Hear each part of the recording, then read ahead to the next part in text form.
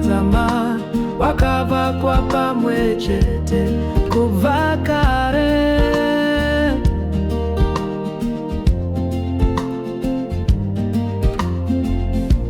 Hatife takaparadzana nekuti rudo rwedu runokunda.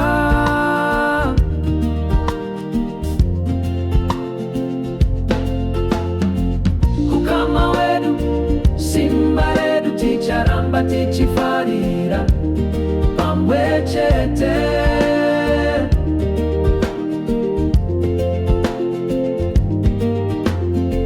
Chiedza chedu hachizopere tiri muri ticharima.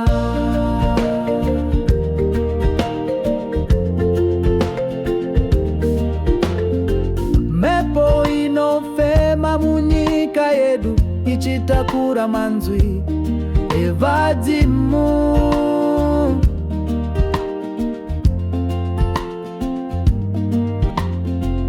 Kukupupura rudo rwedu kuti tive neramangwana riri nani.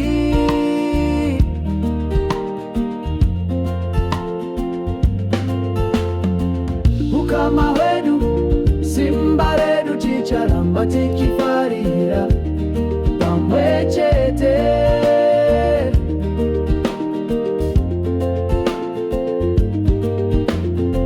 Chiedza chedu hachizopere tiri muri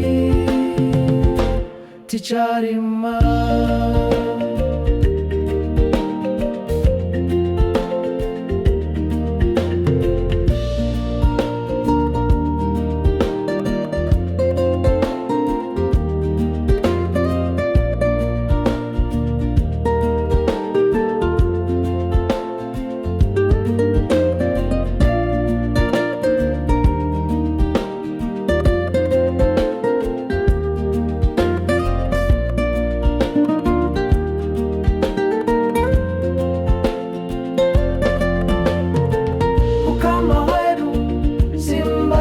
Ticharamba tichifarira pamwe chete.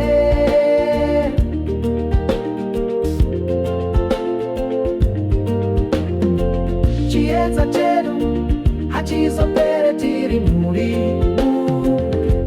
ticharima.